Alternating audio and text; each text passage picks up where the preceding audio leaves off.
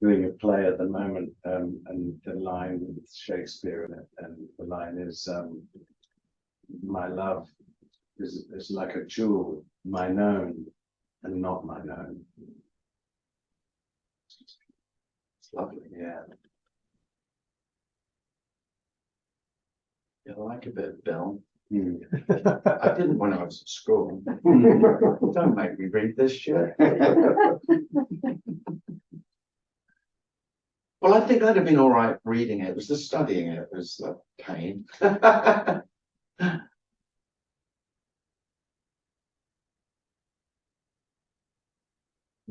Which plays them? It's Midsummer Night's Dream. There you go.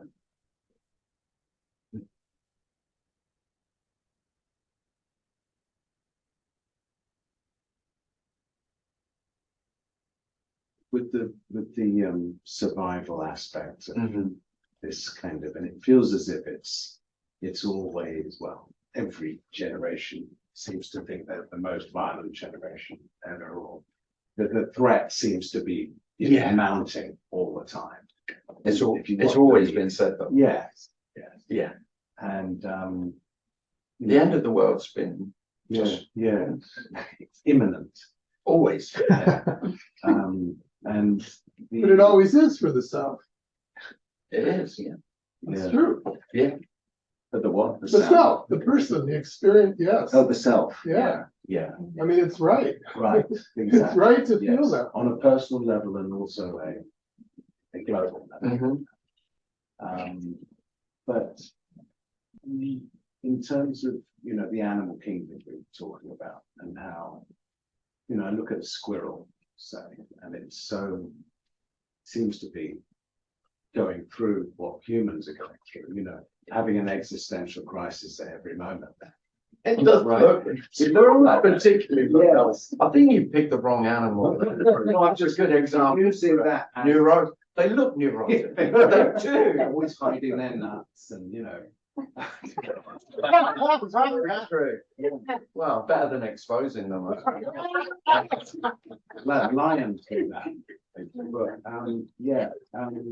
But there's a kind of looking at the natural world.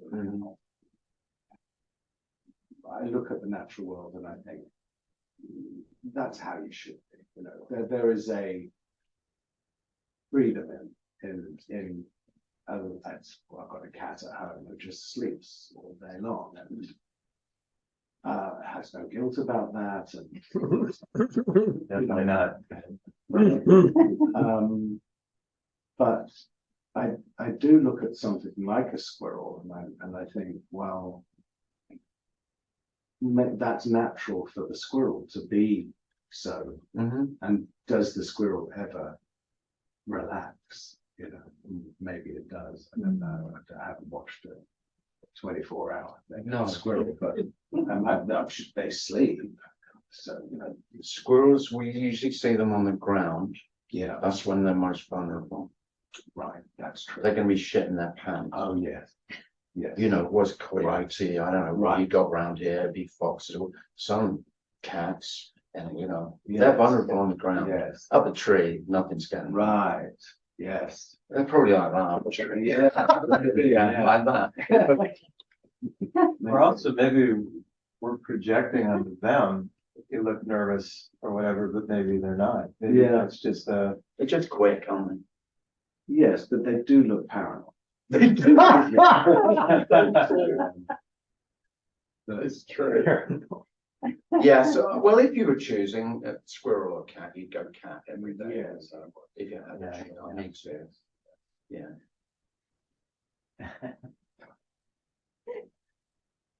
But we don't have that choice. Yeah. So a human being it is. Yes. It's almost, it's kind of like, well, any fantasy about, I wish I was no point in them. Yeah. But we're the only creatures that are able to put ourselves probably into another person. Yeah, I don't agree with that. Maybe, I don't guess. I don't know. Chimps can do that. I don't know. Probably not. No. No, as far as we know, that we're the only animal that has that. That can It's imagine a different Yeah. scenario. Mhm. Yeah. And maybe have, pretty much, we must be the only animal who has verbal memories, memories which appear as language, Yes. stories, Right. with the storytellers, Yeah. and Shakespeare. Yes. You know, Absolutely. that's our gift, isn't it? And our curse. Yes. Because the curse is, of course, then self lives in the story. I live in the story. Now, there's no problem with stories per se. I mean, it's a wonder. I mean, it's the wonder of being human, that we can share stories. Mm. And that's all we have. Because stories are liberated in this, because it's very obvious that is all we have. So if I can't know you, so when that illusion dies, you could say, the whole fantasy that I know you, but your stories, you could say, is more interesting because it's not about you, and it's not saying anything about you. It's a story, and the language and communication, language itself, words are more beautiful, more wonderful. So stories, because there's quite a lot in non-duality and spirituality generally that makes story the problem. Oh, well, you know, you're still in the story. I hear that. I heard that a lot. And I just, well, what else would there be?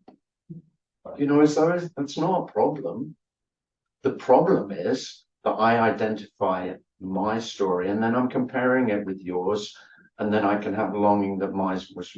So immediately I put our stories in a hierarchy. You're either beneath or above me. You tell me your story, and I immediately think, well, you're further down the path, or Right. higher. You had more luck. Yeah. Yeah. Yeah. And I envy, or pity. Yes. And I find I used to,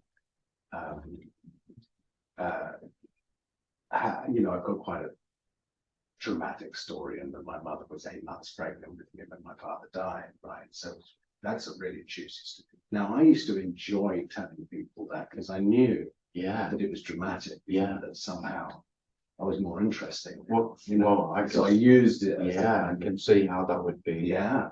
It's a show. Well, who's gonna trump that? Yeah. No, because when you'd say it, you'd go, go on then. Yeah, exactly. Who's next? No one wants to follow that. Yeah, absolutely. You know, but there's a sense of some expectation as to how that story is going to land. And you know, if it's a pitiful story, then you know in the games that we play about comparing stories, is that there's an expectation that somehow you've got to kind of give me some sympathy now for my story. Yeah.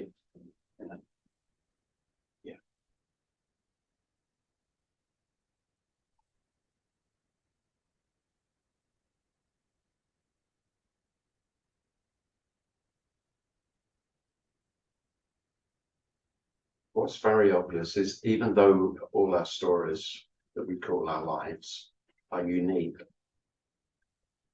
they're absolutely identical in their uniqueness, but you look at the themes of everyone's story, each one is absolutely individual, but the humanness of being human is universal.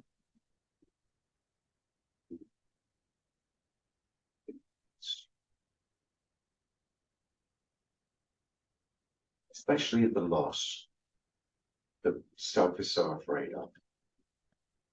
So afraid. I can't look at that. I can look at it for a bit, and then I'll have to distract myself and get on with living.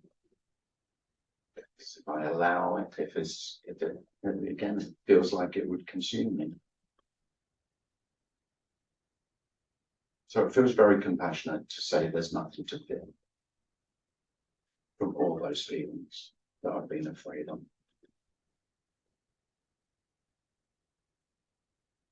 They're all love.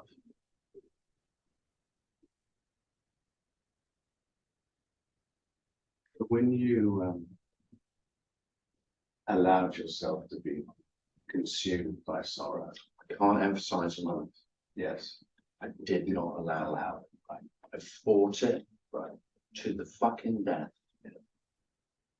That's how it felt. I did not allow. That's why I could never. I mean, I read a lot about surrender and acceptance and allowing, and tried it. Well, you are the resistance. So how would the resistance be doing the allowing? That's just more resistance. Allowing is exactly the same as resistance. Okay. Because you would be doing the allowing. Now And I'm you- going to allow it. And then you are, and of course, how is that different to now I am resisting? It's not really. It's just two forms of empowerment when there is no one with any power. I mean, this is absolute powerlessness. Again, not anything that self would ever want. That's why this message is so unacceptable to virtually every human being.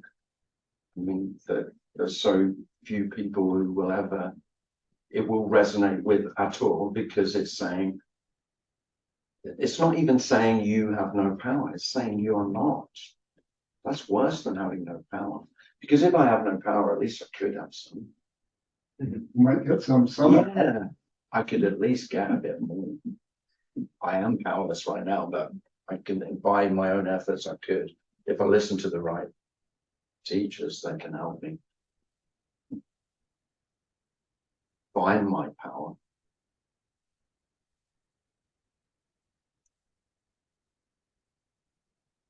So actually powerless isn't the right word. There is neither power nor powerless.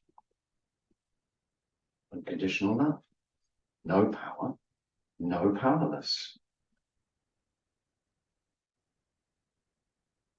No point, no pointless. No meaning, no meaningless. No hope, no hopeless. I listened to Tony for years, and Tony often used the word hopeless. And as if you didn't know. And he said hopeless all the time. And of course, hopeless for me. But of course, without me, there is not, it's not hope. This isn't hopeful or hopeless. Hopeless only refers to the future, as hopeful does. Well, without any fantasy of there being anything to come, to me, it will feel hopeless, for sure, the absence of hope. But paradoxically and wonderfully, the absence of hope isn't hopeless. Because along with hope, hopeless dies. It's just me-less. Me-less. The thing about me-less, I mean, this whole notion of no self is equally as nonsensical, because it's the same paradox. Without me, there is no me. There is no me. Because me only refers to, the absence of me is only referring to me. So could you say then, when you say a word, the opposite is implicit? Always. All language. And that's the problem with, we only have dualistic language to communicate. And so that was my pathetic attempt just then. And so the only way to speak about this that feels remotely accurate is to negate both opposites. Thanks. And then you can't, and then that doesn't leave you with anything, by the way. That's the problem for me, is I need I need to land somewhere. So if it's not that, then it's that. No, it's not that. And it's not that.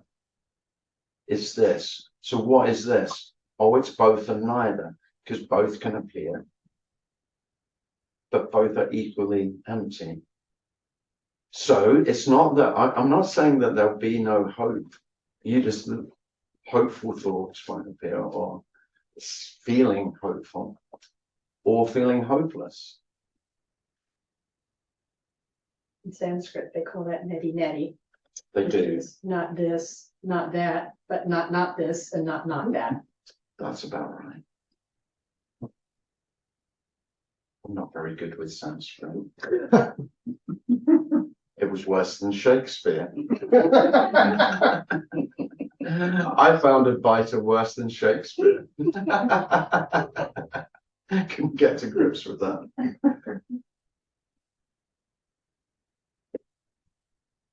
Shall we have a break? Yeah. So we'll pause the recording. Did everyone say they could hear okay? Yeah, were you guys able, Jocelyn, Jocelyn? could you hear okay? Are Or you- was it? Thumbs up. Yeah, okay. It was fine. Oh, thanks. Oh, thanks.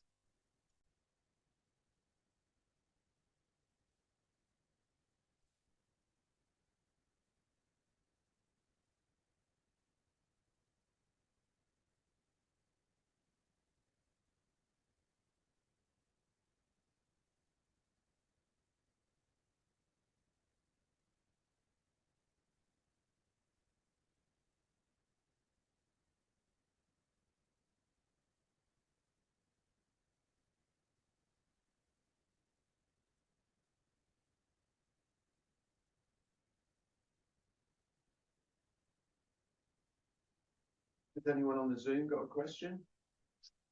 I I doubt it. Well, we sort of had one, but then when I asked for clarification, she said, never mind. Oh. So, but then but then she said, it was Jocelyn, then she said, oh, he's answering it now.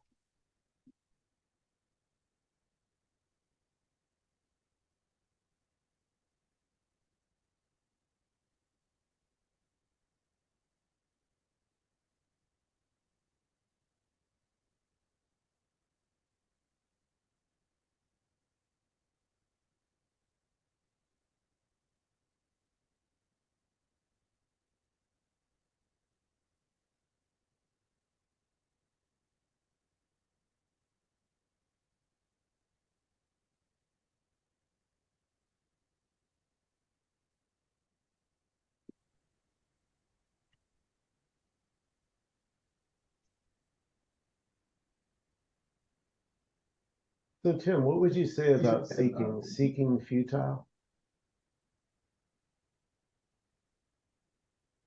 Yeah, absolutely.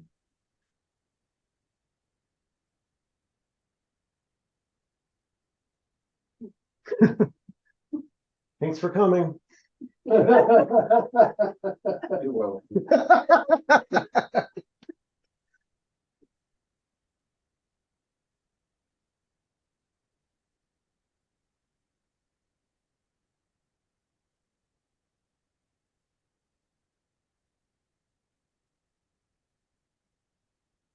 Yes, there's no greater futility than there's nothing to be found.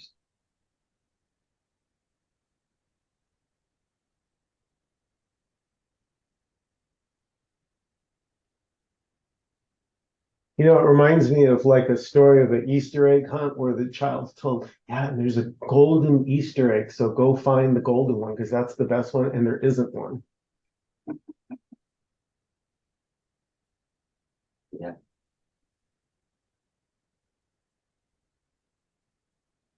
Or the crock of gold at the end of the rainbow.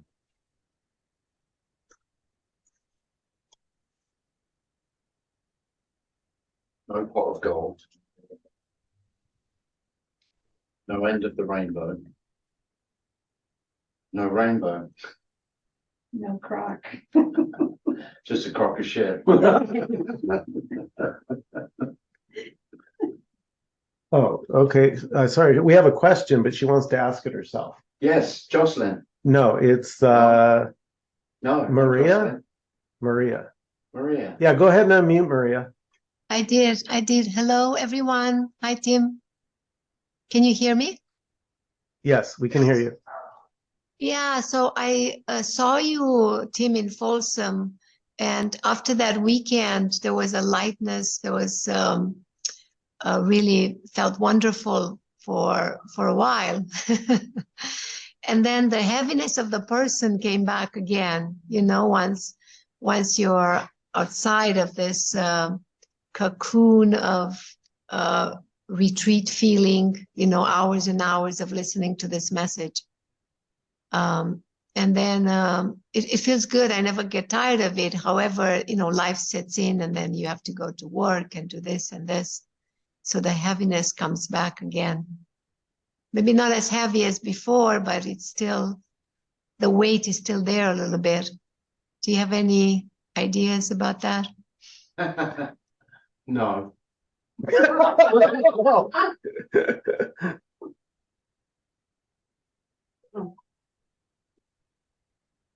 No.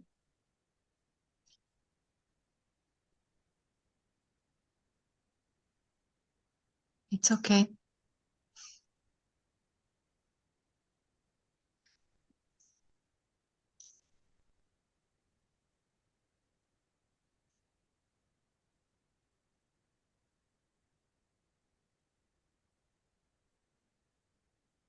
I'm not speaking about the absence of the feeling of heaviness.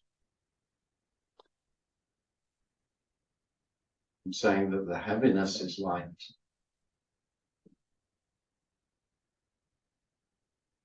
I'm not speaking about any kind of state, any way of being.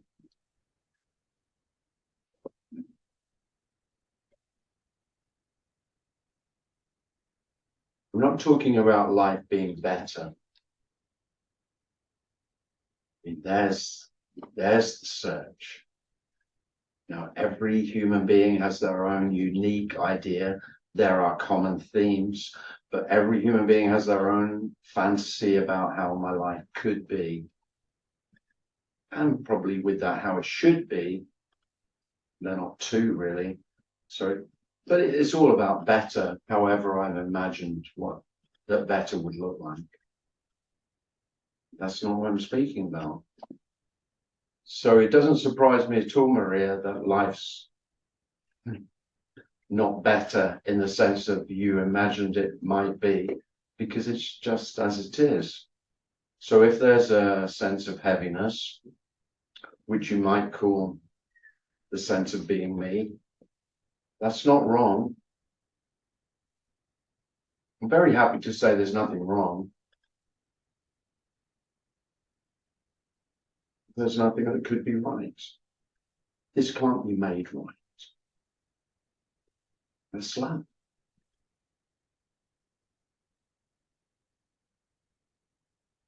And there's more love in that than there's nothing wrong. It can't be made right is unconditional.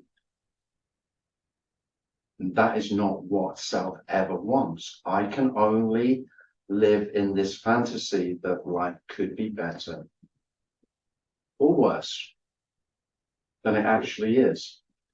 Well, there is just actually how it is. Now, that may feel heavy, that may feel light, that may feel blissful, that may feel full of sorrow, that may feel there is no exclusion. There's absolutely no exception. Nothing's excluded. So you can leave the word love out if you want. Just say unconditional. So that's kind of why I've got nothing to say about that, Maria.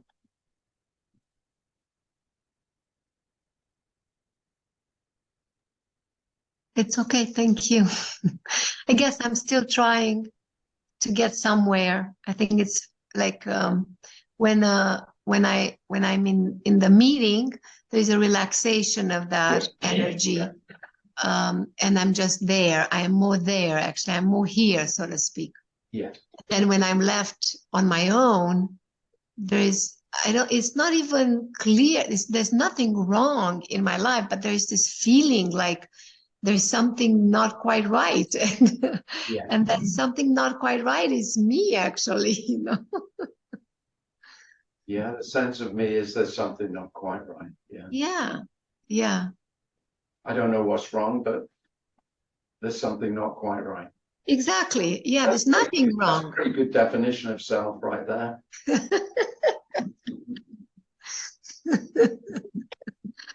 Yeah, and then I want to get rid of that, right? And then there comes like, how am I going to get rid of this? Yeah. You know?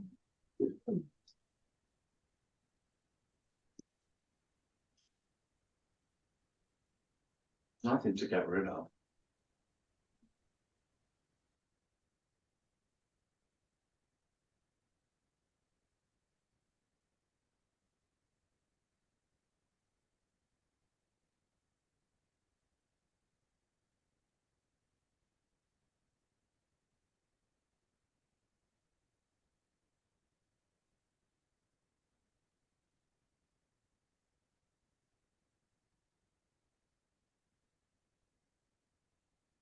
I tried really hard to get rid of myself till it came to getting rid of myself, and then I screamed, I've changed my mind.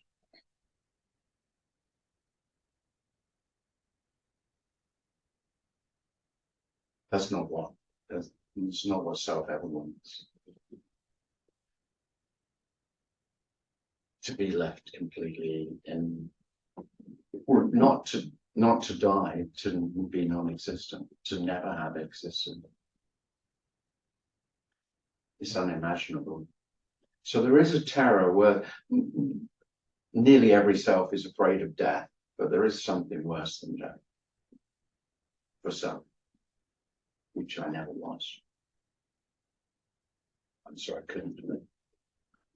Because I can imagine death. Self can imagine death, fantasize about what death might be. I can't fantasize about not existing. It's void. It's utter and total darkness. There's nothing in that that's ever, because that's how it is with the fantasy that it's not.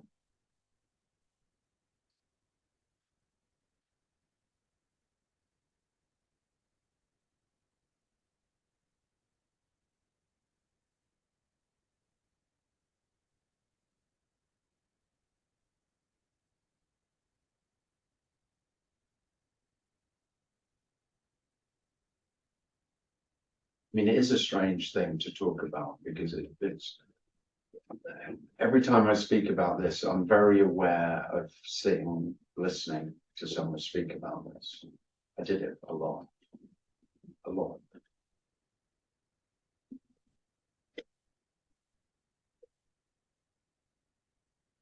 And although all the speakers that I enjoyed listening to told me that there was nothing to get and nothing to be attained, so I can't hear that. I mean, you can you can imagine what that means, but it doesn't mean anything. You can't imagine that it doesn't mean anything, but that is what it means. It means that there isn't anything else other than there already is. And that can't be imagined because it already is.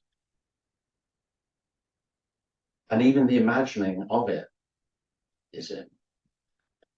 So there's no arrival. So there's no one who could depart in order to arrive. There's no place of departure or arrival, and there's no traveling. So I can tell the story, and seekers are always interested in your story because that's all self can relate to. My journey, and then the speaker's journey, the writer's journey. But you can't relate to no journey. Again, it's void. There's nothing in it. There's nothing in it for me, for you, for anything.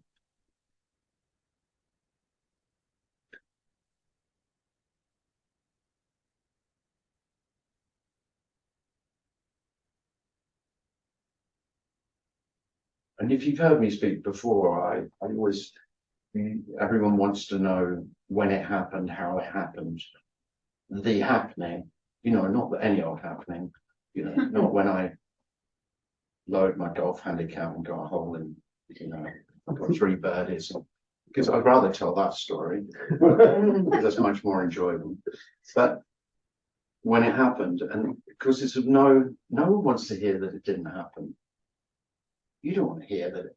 I mean, you might even like the sound of it didn't happen, but you can only imagine it happening when it didn't happen. So you make the it didn't happen into a happening. And that's no fault of yours or anyone else's. That is how mind works. That's how thought works. It can only work in that notion of there was something and then there was something else. Well, there is never anything else. There is no outside or inside. It's all empty.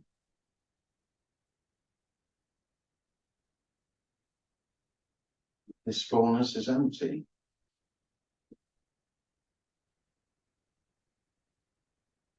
And the fullness is more obvious for the emptiness.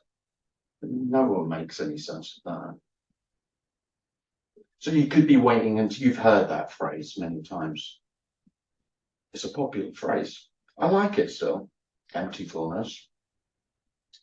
Doesn't mean anything. It just means what there is isn't. That doesn't mean anything. And all there is what there isn't.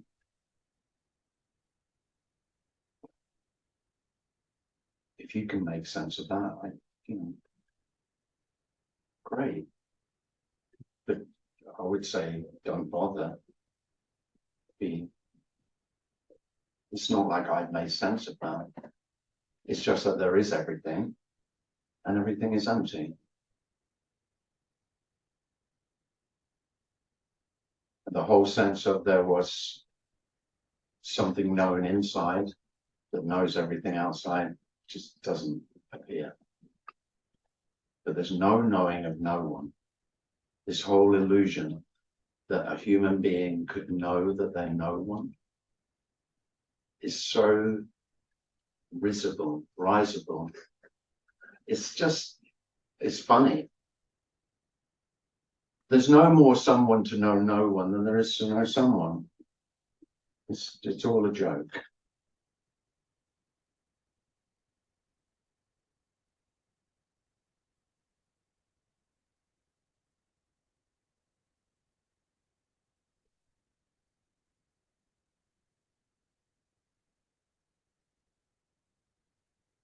Don't be surprised if your motivation to succeed isn't there anymore. Oh, it completely evaporates. Like it never was as well. So, you can't even live on past glory. There's no chance of glory for the one who was seeking whatever would be glorious.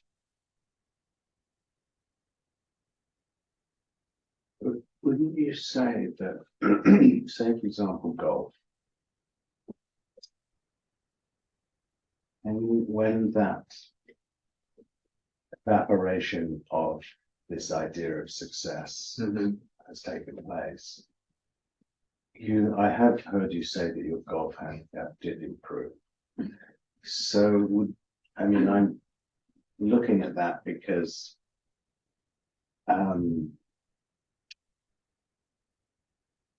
whenever you succeed at something, it only opens up the next race to what you're succeeding next. Yes. Yeah. And after a while, the futility of the feeling of success becomes, it can impinge on your ability to be pressure free when you're making that putt, for instance. True. And I'm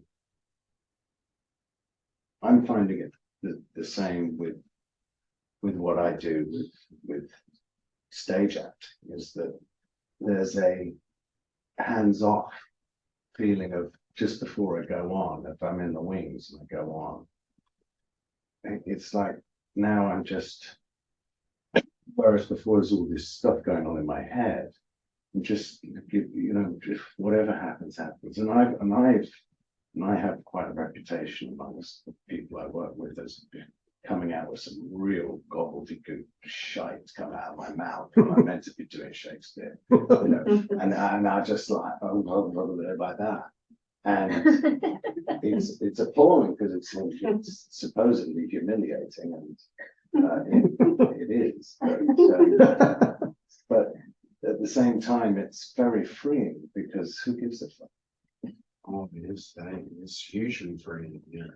So, well, we're talking about the absence of the one who gives a fuck. right, that's it. But you don't notice that they're absent. I mean, there's no awareness of absence.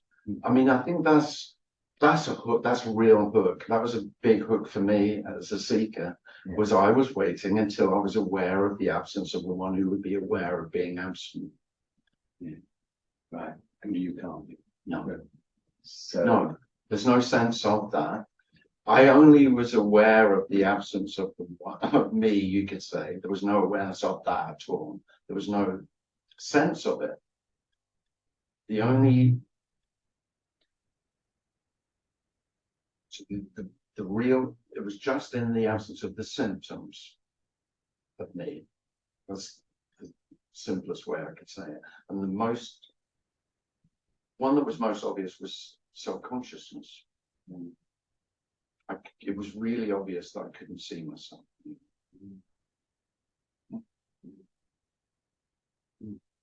Yeah. so it was only in comparison to Yes. Yeah. And that was only, in this situation, I would have felt self-conscious. Yeah. There's no, Right. and it's just, that's not happening. Yeah. Right. But there's no awareness of the lack of self-consciousness, just it's only in comparison, as you say. Yeah. Mm.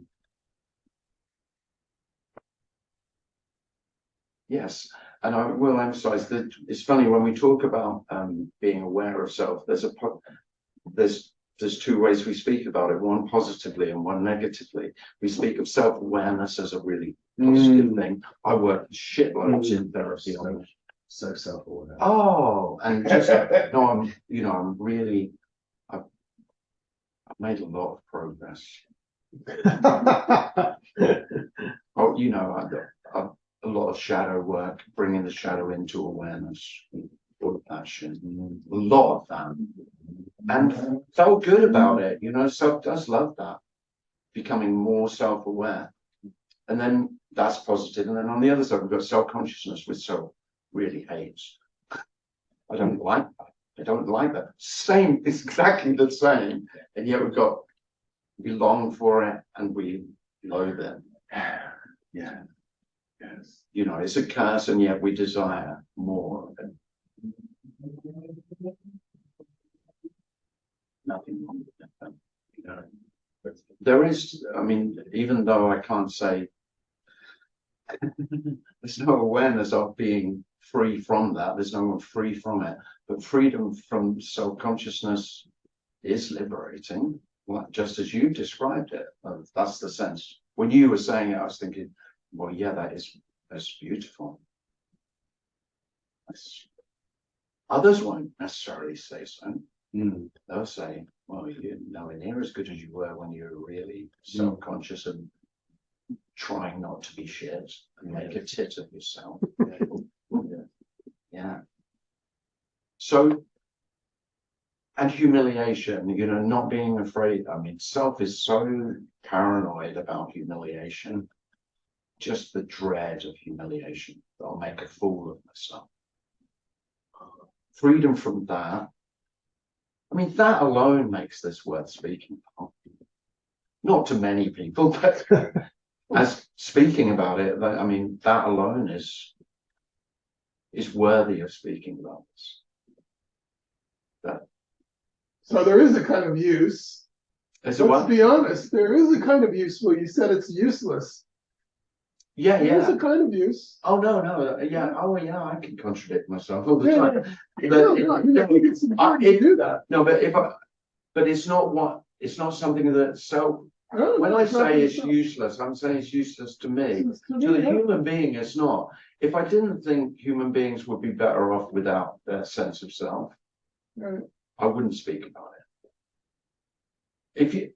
If there was, the speaking about this only comes from compassion, and that life isn't better, and yet it's immeasurably better.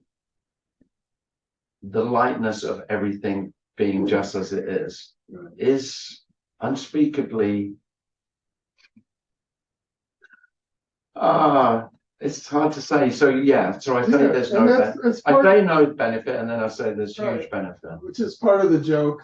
I mean, So there's so no, there's a yeah, joke. so if you ask me what's the difference, I say there's no difference, because this is just as it is, which of course it can't be otherwise, and that's how it always was in the story. And yet, without the sense of it could be otherwise, it is immeasurably better.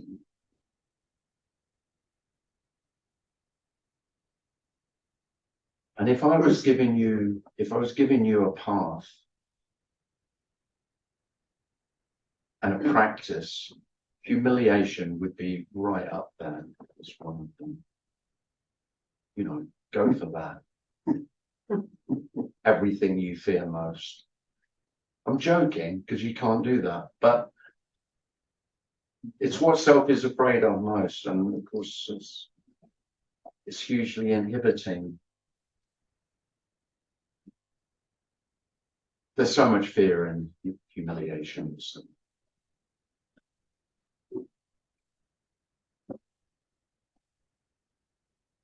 As a teacher, I always had the recurring dream of standing in front of the class, and then all the kids are laughing and mocking me, and I look down and I'm naked from that. So I got my suit and tie on, naked from the waist down. You know, it's the ultimate. And I had that. That was like a recurring nightmare. Right. Yeah, that's self. That's the epitome of self. I was terrified. That's supposedly one of the most common dreams. That's what they say. Yeah. And they'd be the same, because being a teacher is like being on stage. I would say I did 5 shows a day, did 5 lessons a day, and everyone was showtime. Yeah. And you know, I was terrified of failure.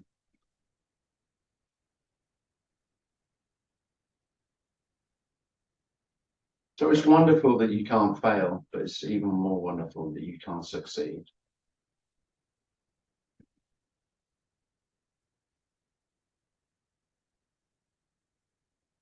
Yeah, I still play chess online. And, you know, if I blunder and hang my queen, expletives can come out of his mouth. Fucking hell. Yeah. I had you. You were mine. But it's not with the same weight. No. Oh yeah, and likewise, I mean, I hit a bad golf shot, I can throw a tantrum. Yeah. Don't give it. It's very,